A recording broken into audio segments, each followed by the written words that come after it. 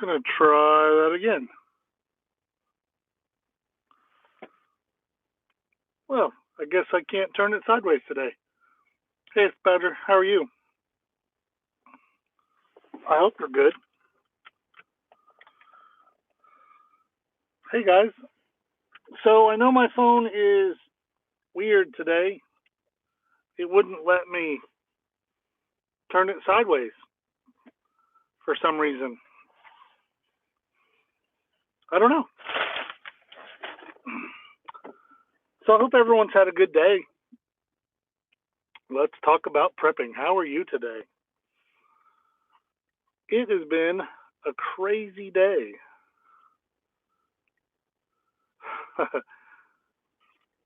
So, JS Badger, my saying is air goes in and out, blood goes round and round. Any deviation of that is a bad thing. And so I like what you said.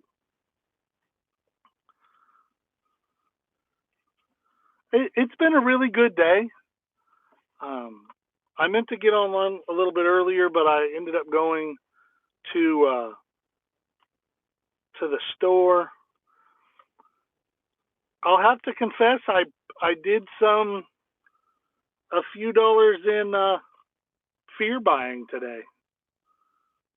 I I don't know. I actually, yes and no. I don't think it's aired yet, but I did on Friday or Saturday. I guess Saturday.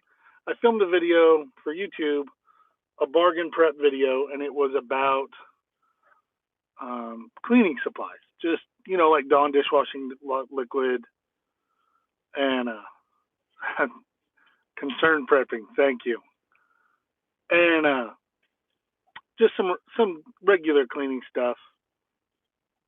And then so today I went to Bobo's work and harassed him for a little while. And I said, hey, I'm gonna go do a price check on bleach at Dollar Tree and kind of compare it to Clorox at Sam's Club. So, ironically, Mr. Clean was at Sam's, so he took some pictures and helped me compare the two. And so I ended up at Sam's. It was it was 3.1 cents an ounce for Clorox bleach, and then for off-brand at a store I found it for less than a penny an ounce. And so, and I was standing next to Bobo, and so we went, and he handed me a little bit of cash, and we went and spent $20 collectively, so $10 a piece on disinfectant wipes and some bleach.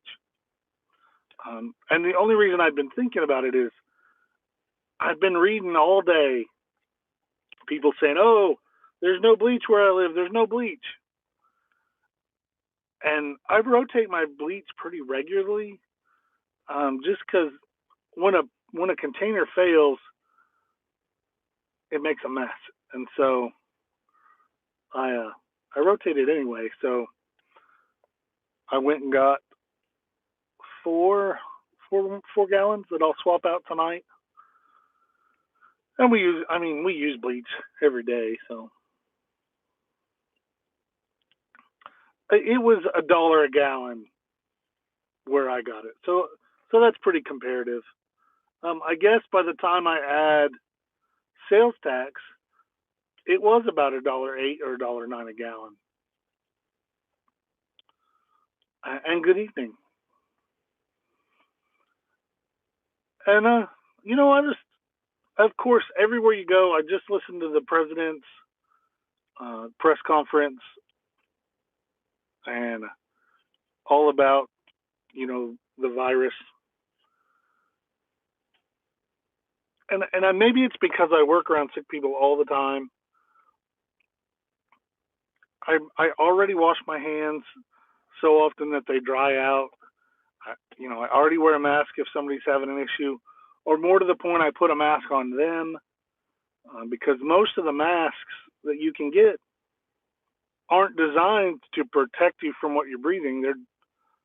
A lot of them are designed to just keep what that person has in. Like a standard surgical mask doesn't protect you from what's outside very well. It's meant to catch. Um, it's meant to catch what you cough out. So Sheepdog, I wasn't unimpressed, but it wasn't like a fireworks speech for me either. Uh, now I didn't.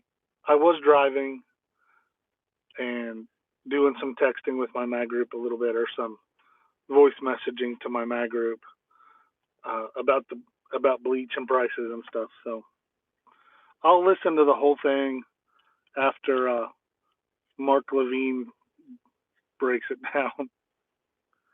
I I have when I got my dad truck, it came with satellite radio for X number of months, and so I listened to the satellite Patriot radio pretty regular. It's talk radio, and it's got a lot of ads, I guess, but I don't know. That's what I've been listening to lately. What do you guys listen to on the radio, or do you? I mean, talk radio or just music, audiobooks. Which, if I could figure that out, I would do audiobooks. I do like Mark Levine. It's I don't know.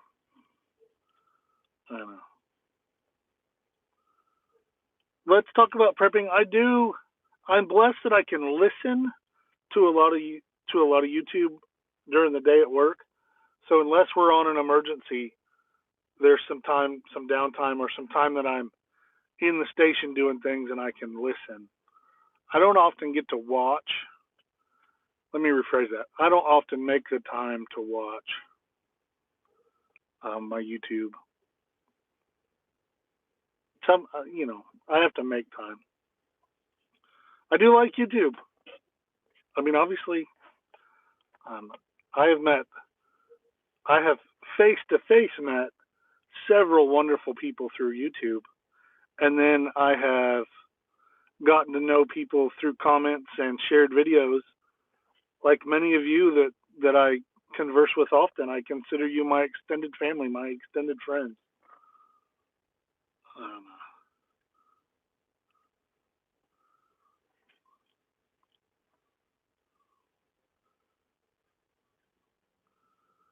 yeah, I noticed you haven't been posting a lot, but well, I hope you guys aren't scared of the virus that's going around.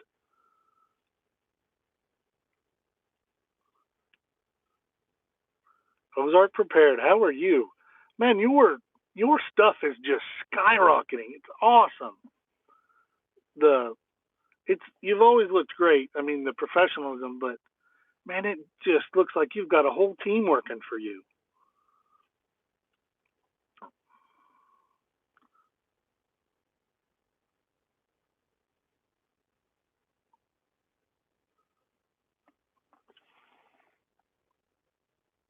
Hey, Cinder, I think that's how you say it.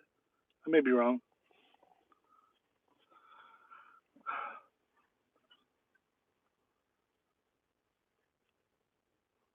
Well, Ozark prepared. I love your stuff. My whole Instagram account was started because I liked seeing your pictures, and I did some research, and I learned how to post on the Instagram, Listen to me. That's how old I am. On the Instagram.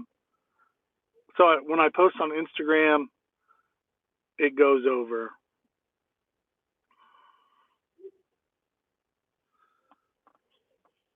Yes, Sheepdog. I think economically too.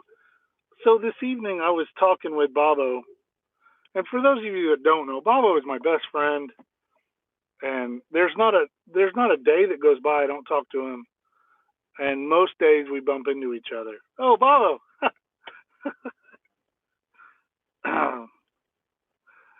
So I'm gonna stop talking about him here, but he's here. But so we were talking, and I'm not scared of the virus because I know ways to protect myself, protect my family, and I need to move my camera down. Is that better, everyone? Speak his name, huh?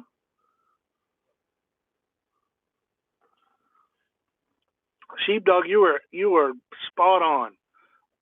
We we do. We require and we want so much of that cheap stuff. And 20 years ago, 25 years ago, a lot of it was garbage. Today, not all of it is bad. I would much rather be made in Missouri or, Montana. But since it's not, at least there's a little bit of quality there. But I see it when the president did the serious tariffs against China a year or so ago. I really noticed it. Like it not only did it affect me, it affected Adventure Frontier because some of the things that we were selling or we weren't. Let's be honest, I have never really sold much at all, and until partnering with Bear Independent a bit. Matter he's yeah. Anyway, so Adventure Frontier never really did well at all because I don't like to I don't like to charge people anyway, and so but I noticed it. I noticed the cost went up, or we couldn't get things. Um, and of course that was a short-term thing. That wasn't they weren't producing things. It's just they weren't shipping it right now. And so, who knows how all this is going to affect us? Um, Bob and I were talking about even though we make raw materials here, we ship them to China to get turned into products, and that kind of skill and distribution stuff isn't really here anymore.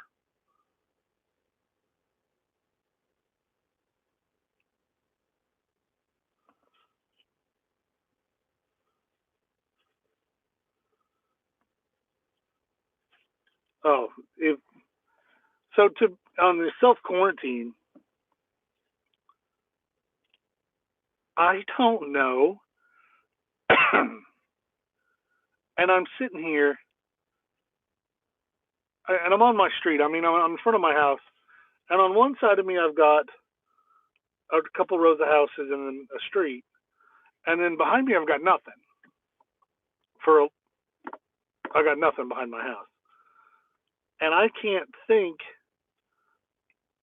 of any of these people that would self quarantine. They'd be like, "Oh, they don't mean me. They mean somebody else." So I'm going to go ahead and, I got to go to Dollar General, or I've got to go to Costco, or all that, and they would just go.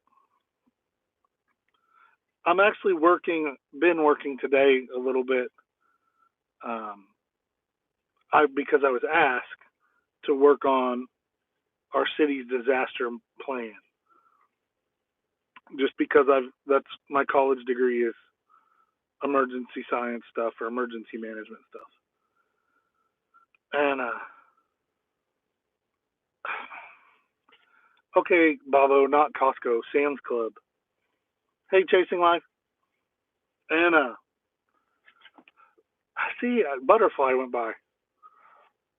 Oh, I'm working on the plan, and so the mayor asked us to give it a once over, and we're kind of looking at it, and it was written.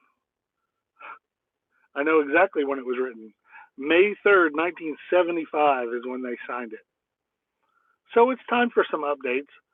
A lot of it is still viable information because our our town there hasn't been a lot of infrastructure growth, so there hasn't been a lot from a lot to change other than the way they word things and some stuff like that. But it really brought out that on a community level, they're just not capable of being prepared. I don't mean that their heart's not there. It's just they can't. In a town our size, which is, I guess, community wide, 5 to 7,000, and that's the outskirts and everything. There's no way. I mean, if there's any services that are down because of people not being able to go to work or being sick and not going to work, it'll cripple us. Uh, Lone Star Preps. So I'm sorry, I'm trying to read the message, guys. Yeah, I would be worried too. I will definitely put her on my prayer list because I know when I worked at a dental office, people don't care when they're not feeling good. Then they need glasses. They're still coming in, or and they don't think of, oh well, you know, the people there, they're okay. It's not that they don't care. They just don't think about it. Just like self quarantining, they'll assume if everyone else is self quarantining, I can go ahead and get out. And then people will get mad when you have to do things like cancel community events or you know like a concert or something. There's no way I'd go to one of those right now. And you know things that are local right now I think are okay. But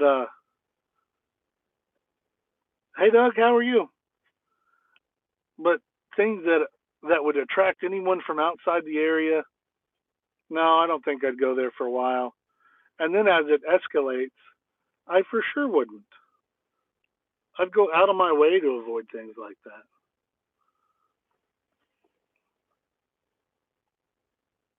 I missed a comment.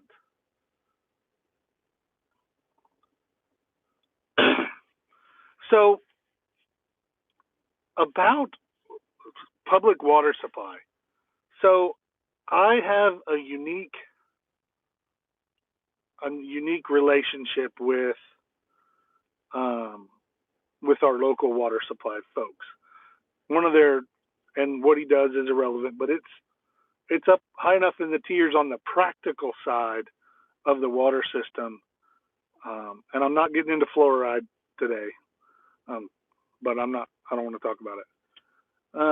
But on the practical side of it,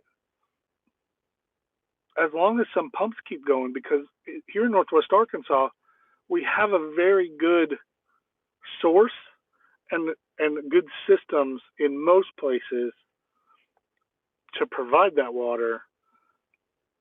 When really all it would take is a few pumps to be maintained, and a lot of that they can, the two or three guys can maintain those because we're blessed to be in an area that has had the money to put in an infrastructure like water. But where I'm from, over in north central Arkansas, the water system was your personal well. And so if something went wrong, you have to get a new $6,000 pump. And if nobody's available to come out and put that in, most people didn't have the sleeve buckets or the long aluminum buckets you can drop down and bring up 2 gallons at a time. And for sure not larger open wells.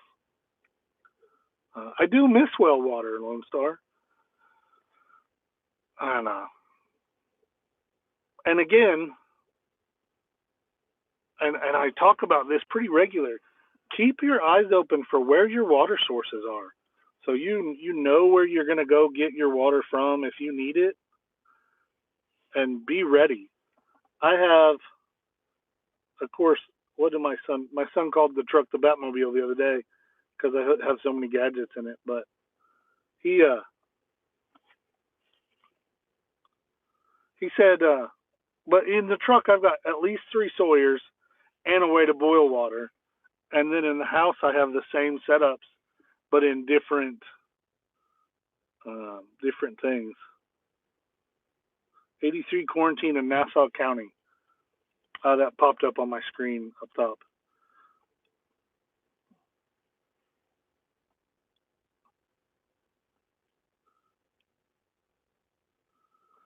Chasing life, I can understand that you're not letting them go because yeah, I mean, even this time of year, we already have the flu and colds and people with sinus drainage and all kinds of things that make people not feel well. Hey PJ, thanks for popping in.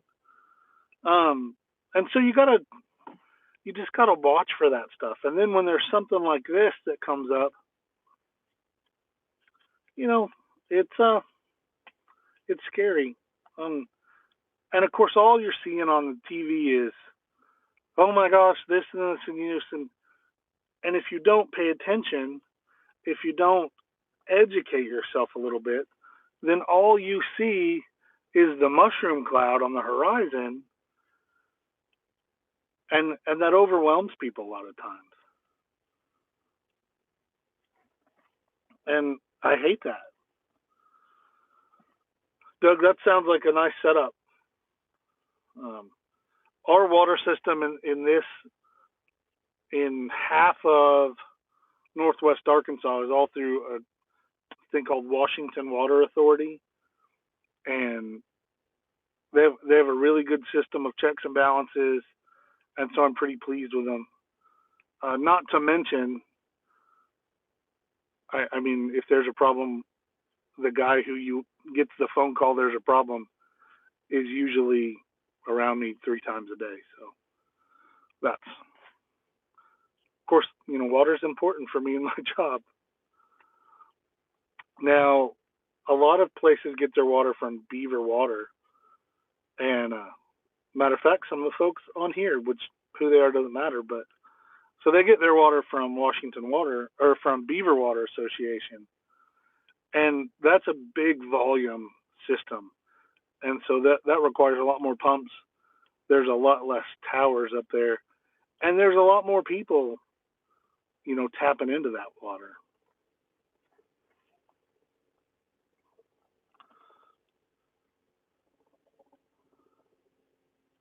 So some gallon jugs of water. I used to store, like when I first started in preparedness, not even that. We had a big ice storm here in 2009, I think it was. I went and I bought cases of gallon jugs of water. I believe I got distilled. I but that was a long time ago. But I'm pretty certain I would have got distilled. And and the containers failed long before I used the water because I didn't know or I didn't pay attention to rotating, and so they just sat there in the closet until one of the containers failed. And that's when I started um, saving up my pennies and buying dedicated hard plastic water jugs with a spigot dispenser on them so that I could have them. And again, that was before I had a rain catchment system, and we have paid attention to 2 creeks and 2 ponds and a river within all of that is within a quarter mile. Most of that's within 2,000 yards or less.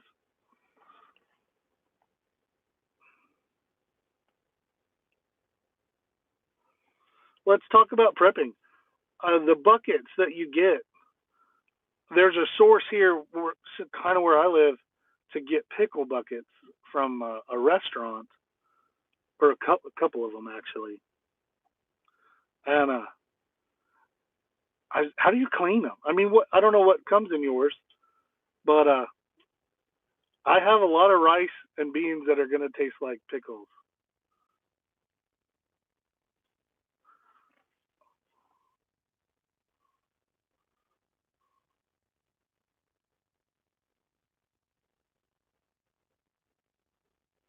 That makes perfect sense. Viking preparedness. I hadn't thought that they make them to break down in the landfills, but that explains it. Chasing life, I do that ice storm.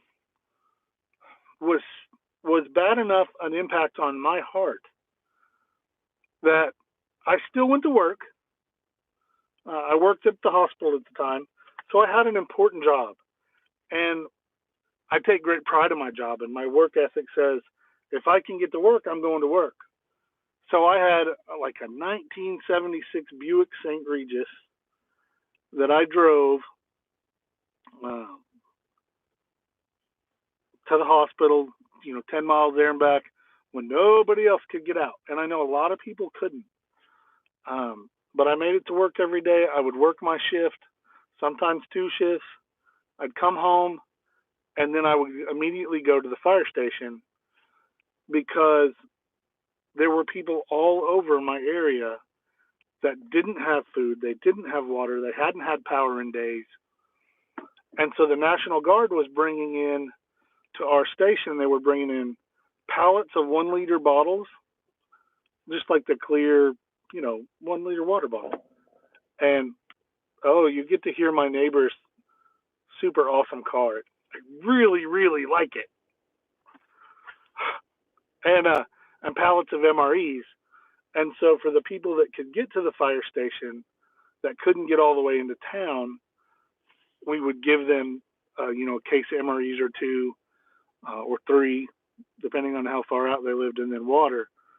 And then as we would be, leaving town, we would go out and we'd chainsaw our way into a neighborhood or down to a street where we would take and deliver food to those that didn't get it.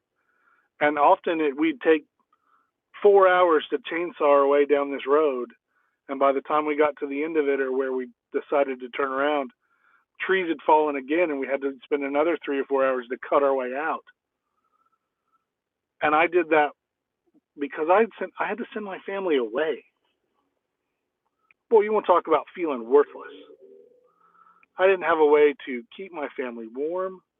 I didn't have a way to cook for my family. Worthless. And that's one of the reasons that I've made it a lifestyle that I'm always continually prepping. I'm always continually trying to learn new skills. I go practice cooking outside. I go do things because I don't want to send my family away ever again. Oh, I got on a tangent.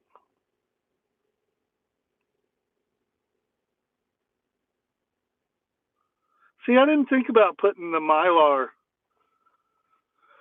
in the pickle buckets. That would make it better. A lot of great ideas. And I actually have some wheat that I need to get bucketed up.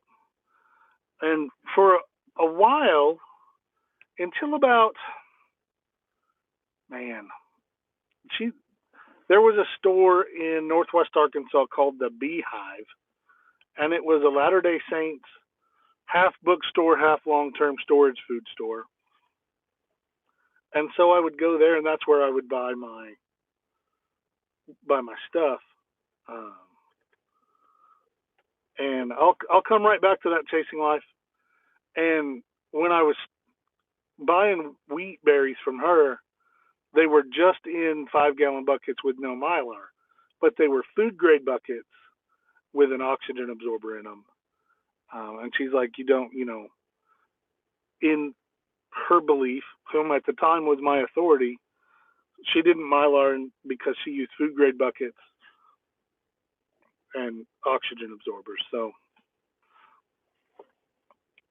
uh, so that's kind of where I went with the buckets. So chasing life, the ice storm where I'm at, we were without power for 17 days. We were blocked off for 11 days, where the only vehicle that was getting in and out was mine, and that's because I had my chainsaw, and from my house to the main thoroughfare through my community is, I don't know, 500 feet. And so that road was relatively clear. There's only a couple trees that were between us. So as long as I gave it enough gas in the car to get over the bump where they plowed, I could get out. But it was 17 days without power where I live. And about a quarter of the way through that, it was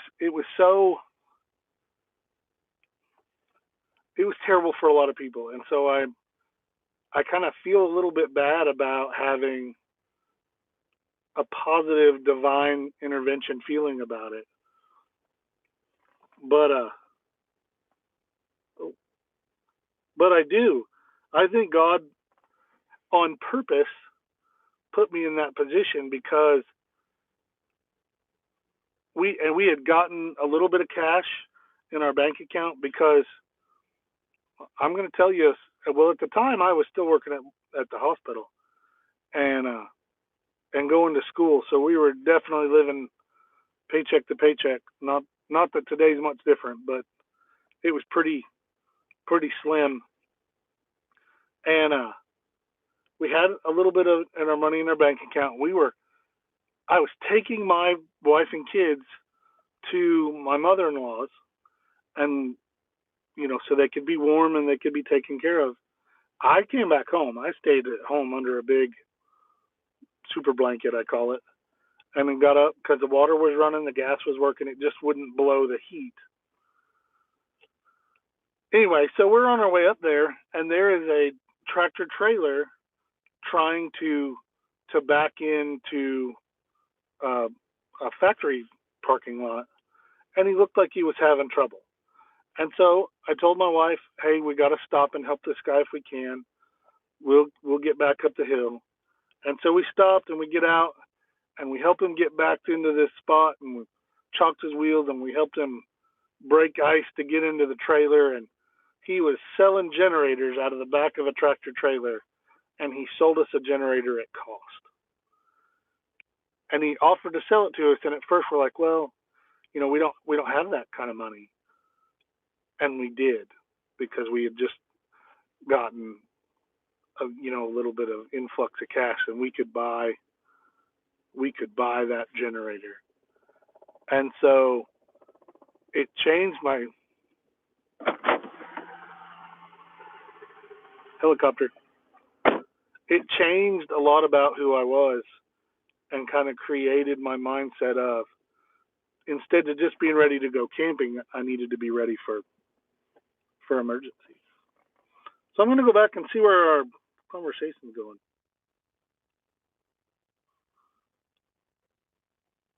Oh, pickles.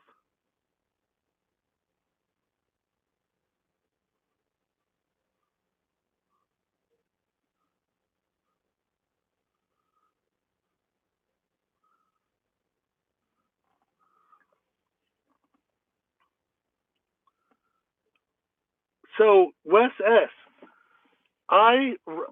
where did I hear that?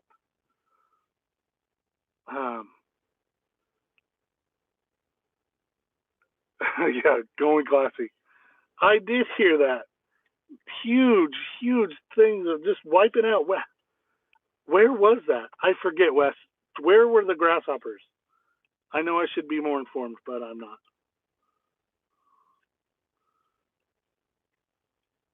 Africa. Oh man. When I read that, of course my mind goes to swarms of locusts, but I had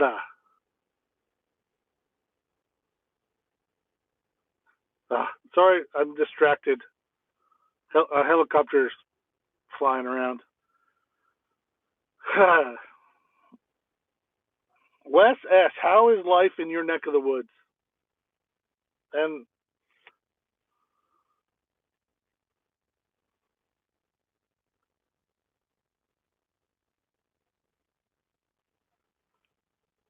cold. It's a little chilly here. It's in the lower 30s.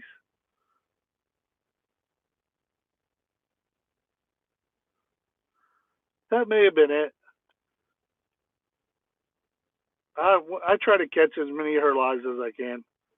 She always informs me and makes me feel cool. I don't know. What are you saying, Bobo? Oh well, tell the kids I said goodnight, or not goodnight. Feed them. Have you fed those kids yet? I say that he was cooking dinner when I left his house.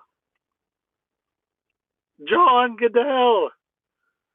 You are awesome, dude. I miss you so much. I wish you would come home.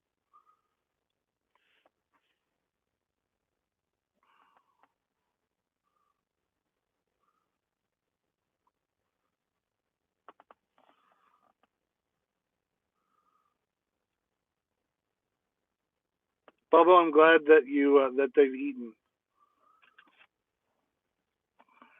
John Goodell. John, Facebook Facebook message me or text me about your address. I have a box for you that I've had for like a calendar year.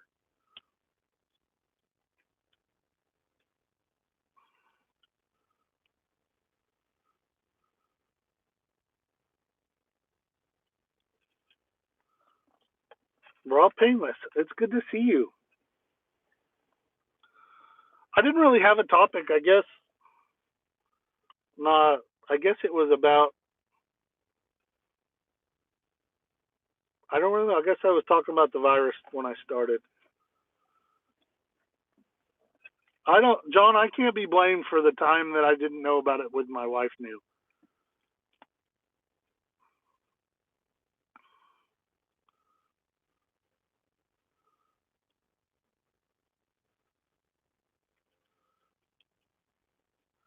It man, the grasshoppers. How? What do you guys think you could possibly do to protect your garden? I mean, I'm not a big time farmer. I have half-acre garden, but what could you do to protect your crops from that?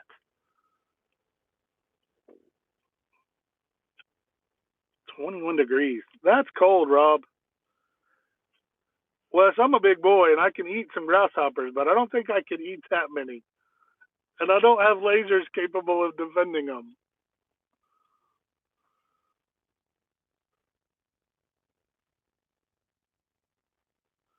Sonia, that's awesome. Are you are you doing that to grow them, or are you to store them? I mean, hopefully you're growing and learning about what you store, but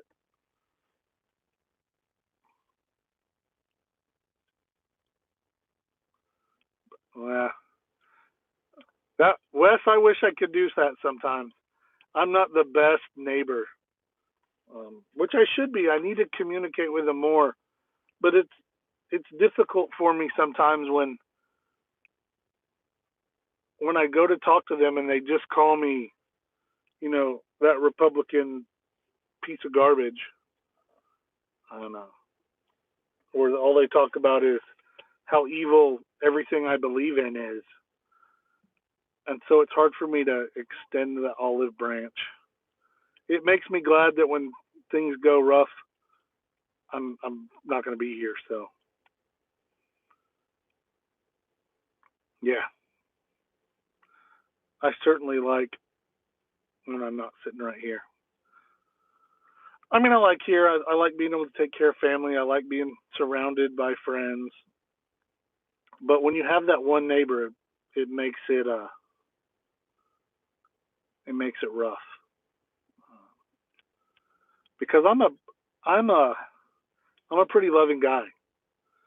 I try of all the things and all the faults that I have, I really try to be the arms of compassion for my family to everyone. And when somebody feels that they don't like me, that makes or when I feel that they don't like me and then I hear them say really super negative things about me, whether they're true or not. I mean, it still hurts. And so I'm less likely to say, "Hey, we're having a barbecue. Come on over."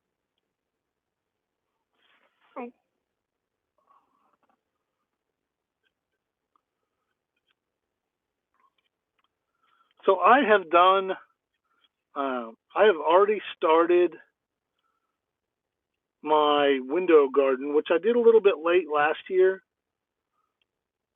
and so this year I did. I started probably 2 weeks early already, and then and then because I'm last year was my first year to try to grow things from seeds. I'd always done bedding plants, or not just seeds. I meant um, little things like things I'm going to grow in planters and things like that. The garden I've always planted with seeds, but so last year at work, I guess at work, it was my first time at work to try one of the little greenhouse things in the window, and so I put this seed starter, super starter that came with the little plastic, 32 pod greenhouse. And hey, John Goodell sent me the message. Um, and they came up in like 4 days. So, man, it's oh no, go put them, go get the cookies, save the cookies. So I'm really excited, and of course the guy that I work for is wonderful. And instead, last year I just did tomatoes, and this year I'm doing tomatoes and cucumbers. And though I don't eat them, most of my coworkers do. They eat jalapeno peppers, and I think they'll grow really good in the soil type in the sun where I'm growing at work. And we have big windows that I get to put some planters in. So even though they're already my tomatoes are already this tall, I can keep them indoors for before I transplant them for quite a while. So I'm looking forward to that. And last year it was, I had a handful or a double handful of the little cherry tomatoes every day I went to work, and that was wonderful. It was a awesome. Most time that was what my breakfast was, is just grabbing some tomatoes. So this year did the cucumbers too, because those are two things that I enjoy to eat. Just right off the vine, wash them, and I won't lie. Sometimes I don't wash them because I don't use chemicals at my work garden, my window garden, the planter garden. Now, my big garden, I use Seven Dust, and so I certainly wash everything.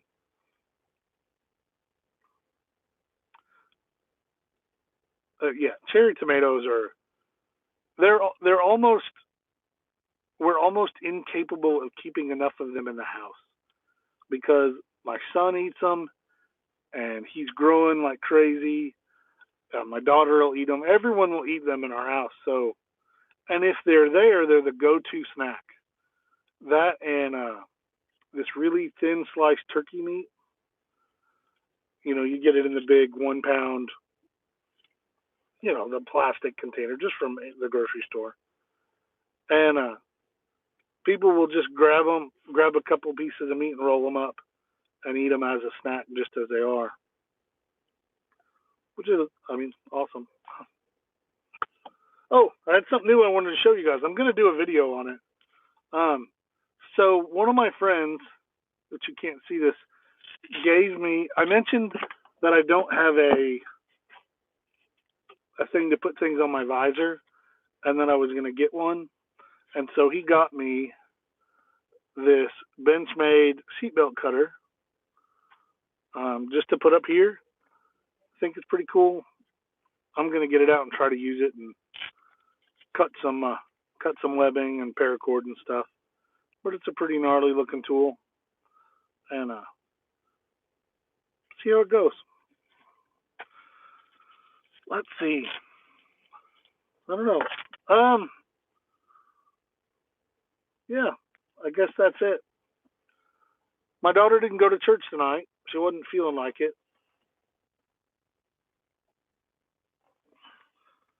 Hey, Okie. So my live streams put you to sleep.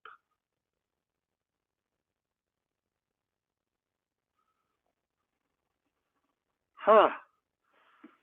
You want me to sing to you? Because I will, because I love you. You're one of the few people I would. Yeah, Bobo, go to sleep. We'll call you in the morning and wake you up. Oh, this weekend. I haven't shared with anyone about this weekend except for Bobo. So, uh, I'm just laughing at you guys. This weekend, I have been asked, and thus I have asked Bobo to go. Oh, Wes, that's harsh.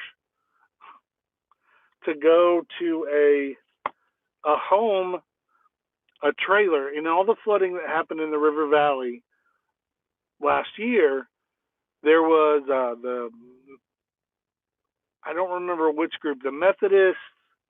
Bobo, you are going. You are not getting out of it. The United Methodist Church Disaster Relief relocated this lady not only gave her a trailer or provided her a trailer, they moved it next near her family. Well, when they placed it, there were some trees in the way. And I am a novice chainsaw. I can cut a hole in a roof and a wall, and that's about it. And so I have a friend who teaches chainsaw use and safety to the Methodist Church disaster response teams all over the region, and he's a good friend of mine. Well, more than a good friend, he's one of my best friends. And he is coming over, and we're gonna go over to this lady's trailer, and he's gonna drop these trees, and I'm gonna get to learn and practice. I'm gonna take my saw, and it's gonna be exciting. I'm hoping to make a couple videos because he's really knowledgeable, and he loves to just pour that out on people. And so I'm going to take advantage of it. I'm forcing Bobo to go, and because once the trees are down, it's only 2 or 3 trees. We're going to have to limb them and pile the brush up. We're not just going to leave them in our yard. And it's over. I want to say somewhere near Lake Tenkiller.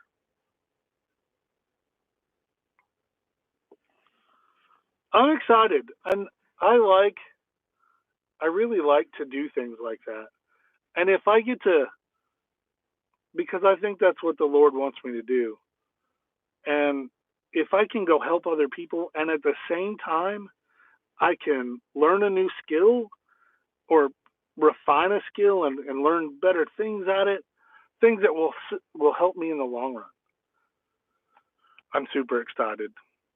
And Bobo's excited too. He just doesn't want to tell you. Well, I got a good text message just a minute ago that my children and my wife are on their way home. They were working or volunteering at a fundraiser for one of our kids' activities, and they're on their way home, which is awesome. So Lone Star Preps, I have an axe, I have an axe, a full axe, a 3/4 axe, and a hatchet, and I have a bow saw, and I'm not scared to use any of them. The reason, and when I'm doing things, like when I'm out at camp or I'm out at my bug out location, I prefer that. I'm never really in a hurry. I don't know, but for this job, because I have access,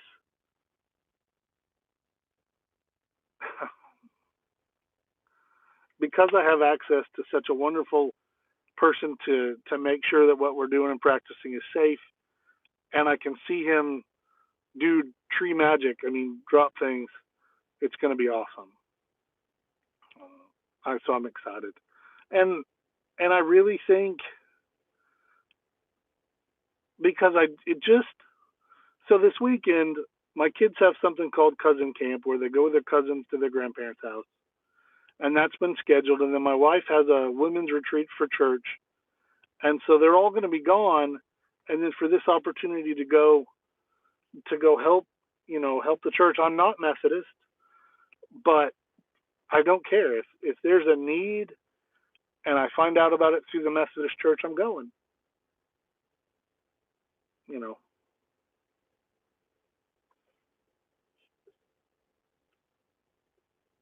Oh yeah, chainsaw is the way to go if you can, but it still takes practice.